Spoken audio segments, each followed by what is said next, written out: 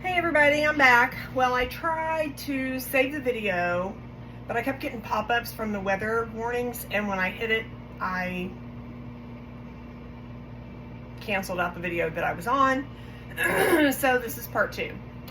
I did go out to feed while I was waiting on the meatloaf, and the snow today that's coming down is like, it looks like little slivers of glass, like little shavings of glass. Like the snow that we got last weekend was just powder. It was just so fine.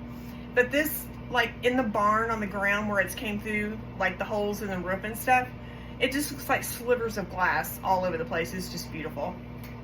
So where we're at now, I've got my grease heating up to 350 for my onion rings.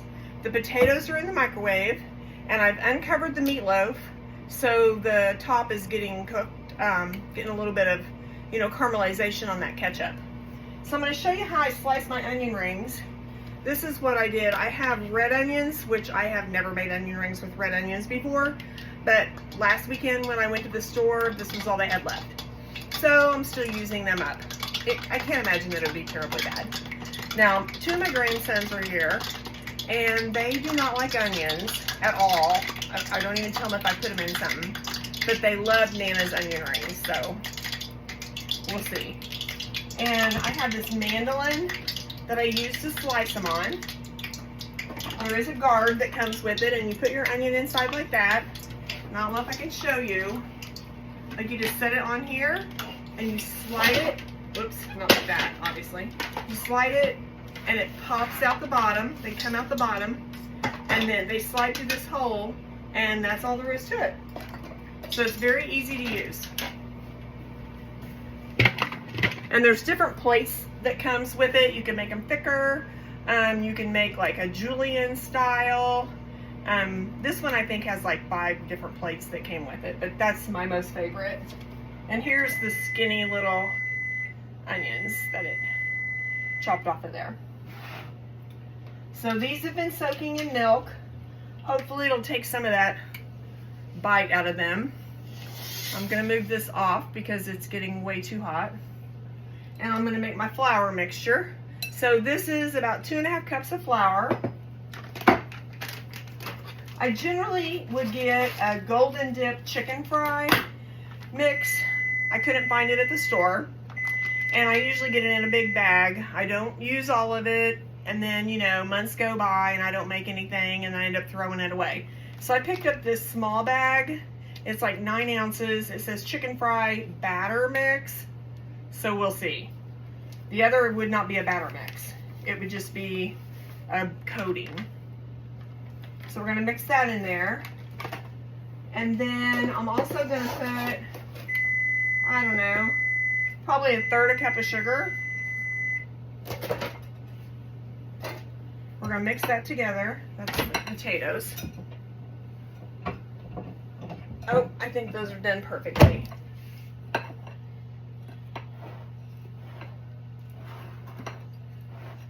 gonna mix this up really well. Trying to get the temperature to come back down on my oil. And it's just regular vegetable oil, so nothing fancy. If you're going to do it though, you want to get something that's got a fairly high cooking point. You don't want to burn your oil before you even get started. Like peanut oil has a really high cooking point to it, but it's pretty expensive. Also, the ideal temperature on your meatloaf should be at least 160. And it was about 155 whenever I turned on the speed bake. So it should be fine. We're down to, almost down to what we need to be on here. I've got a dish over here with some paper towels in it. I've got this spider, which is what we're going to use to dip the onion rings out once they're completely cooked. And I've got my tongs to work with them when they're in there. So you want to make sure that you've got something long enough to mess with it that you're not going to get your fingers in the oil.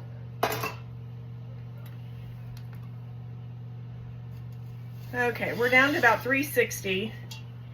Ideally 350, but it's going to drop the temperature when I start putting the onion rings in. And they're just in regular whole milk is all they've been soaking in. I'm going to coat them lightly. You can see over here, I'm just coating them. Just gently rolling them in the flour. Then I'm going to shake it off and start dropping them in.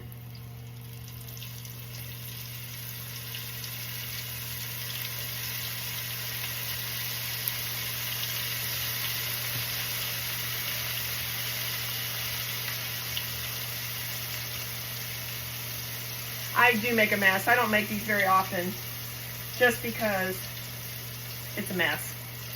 Not only do you have the oil, but you've got flour, or I do. You may be better at not making such a mess than I am, but I make a terrible mess. My grandma, when I was young, I lived with her for a little while, and she would have me to make stuff like this, and she said, "It sure is good, but you do make a terrible mess." And she didn't have a work area next to her stove. So you had to work in one spot and then go over to the stove. So I usually had a trail of mess.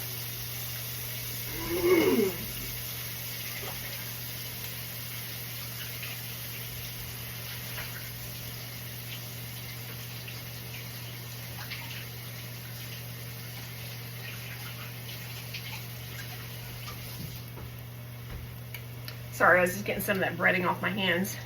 It's about time to take the meatloaf out.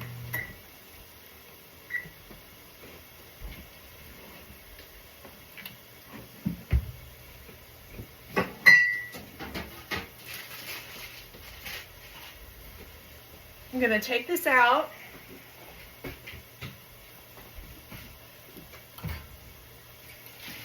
Whew, it's hot in there.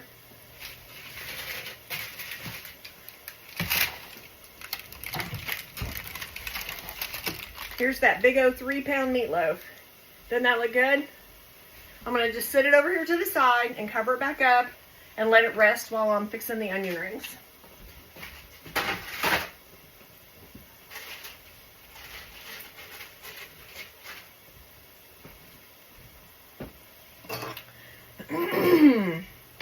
Okay, so you're not going to really do much with these. You definitely don't want to stir them or, you know, mix in there with them, mess with them, because those rings are very fragile. And if you go stirring them, messing around with them too much, it'll break them. It'll break the rings. And you'll just have a pile of mush, basically. So this batch is just almost done.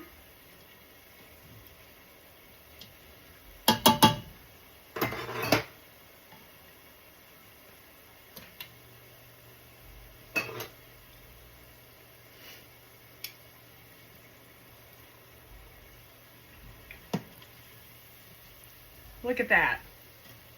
Isn't that beautiful? I didn't put any salt.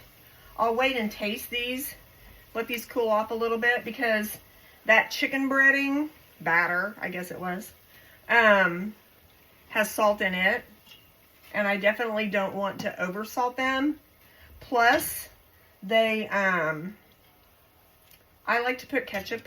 I like to dip mine in ketchup. And so, if you add too much salt and then you've got your ketchup and you've got your breading, your chicken fry, then it almost is too much.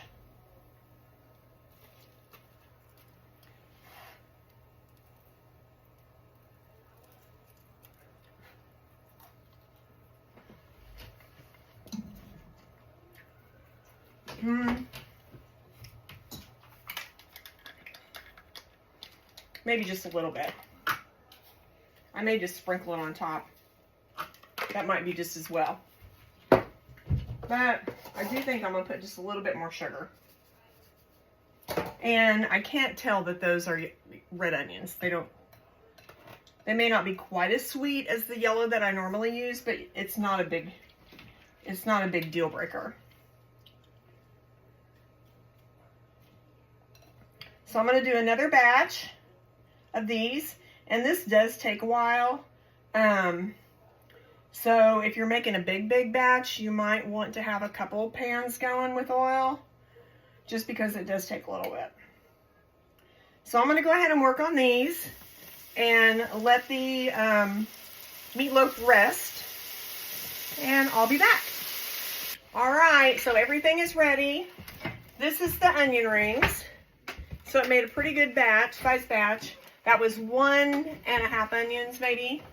I had gotten some fresh sausage at the Amish store this morning. And so I made me a fresh sausage sandwich for lunch and put onion on it. So I used the other half of that onion and another one. And then here's the meatloaf. I think it looks pretty good.